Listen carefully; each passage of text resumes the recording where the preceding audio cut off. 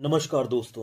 भगवान परशुराम विष्णु भगवान के ही अवतार हैं। इनको भगवान विष्णु का छठवां अवतार माना जाता है। परशुराम त्रेता युग में हुए थे और माना जाता है कि वे आज भी जीवित हैं।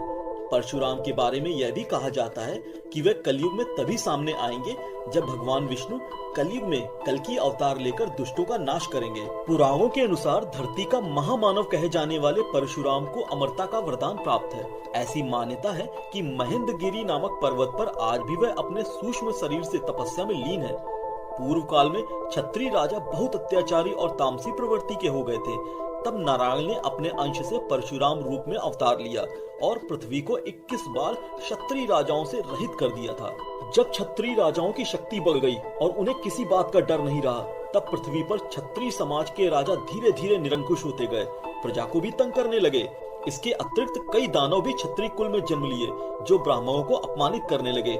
ऐसे ही क्षत्रियों में एक राजा था सहस्त्रबाहु अर्जुन, जिसका उल्लेख पहले हो चुका है, जिसने एक बार रावण को भी कैद कर लिया था। भगवान परशुराम माता रेणुका और ऋषि जमदग्नि के चौथी संतान थे। शिव भक्ति के कारण इन्हें भोले भंडारी से वरदान स्वरूप परशु अर्थात फरसा मिला था। इसी कारण इनका नाम परशुराम पड़ा। माना जाता है कि भगवान परशुराम आज भी धरती पर हैं। इन्हें 7 अमर देवताओं में से एक माना जाता है। भगवान परशुराम भगवान विष्णु के छठे अवतार थे। भगवान परशुराम का जन्म अक्षय तृतीया पर हुआ था। खास बात यह है कि इसी तिथि में भगवान के 2 अन्य अवतार नर नारायण और हयग्रीव का भी अवतरण हुआ था। एक बार भगवान परशुराम ने अपने ही पिता की आज्ञा का मान रखने के लिए अपनी ही माता का वध कर दिया था और पिता से ही वरदान मांगकर उन्होंने अपनी माता को पुनः जीवित कर लिया। त्रेता युग में भगवान राम ने ही परशुराम को द्वापर युग तक सुदर्शन चक्र संभालने की जिम्मेदारी दी थी।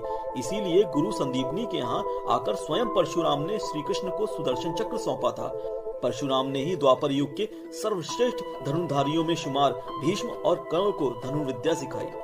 एक बार कामधेनु गाय का चमत्कार देखकर सहस्त्रबाहु उस पर मुग्ध हो गया।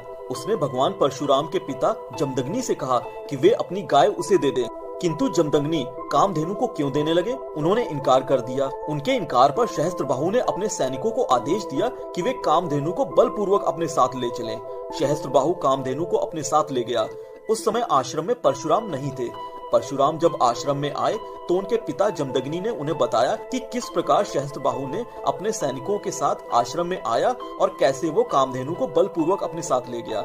घटना सुनकर परशुराम क्रुद्ध हो उठे। वे कंधे पर अपना परशु रखकर महिष्मति की ओर चल पड़े, क्योंकि सहस्त्रबाहु महिष्मति में ही रहता था। सहस्त्रबाहु अभी महिष्मति के मार्ग में ही था कि परशुराम उसके पास जा पहुंचे।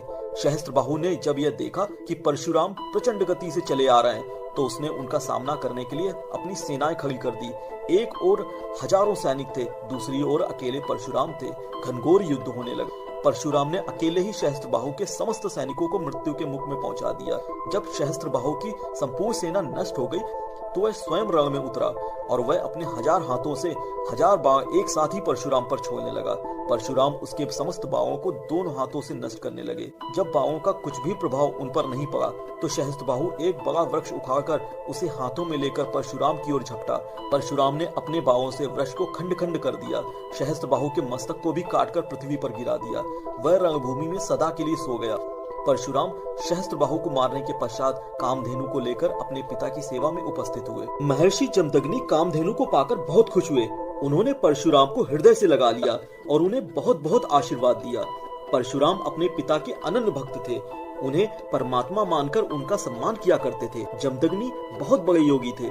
उन्होंने योग द्वारा सिद्धियां प्राप्त की थी और उन्हीं के आशीर्वाद से वे अमरता को प्राप्त हुए। दोस्तों, आज के वीडियो में बस इतना ही। अगर आपको मेरा वीडियो पसंद आया हो तो प्लीज मेरे वीडियो को लाइक और सब्सक्राइब जरूर करें। धन्यवाद दोस्तों।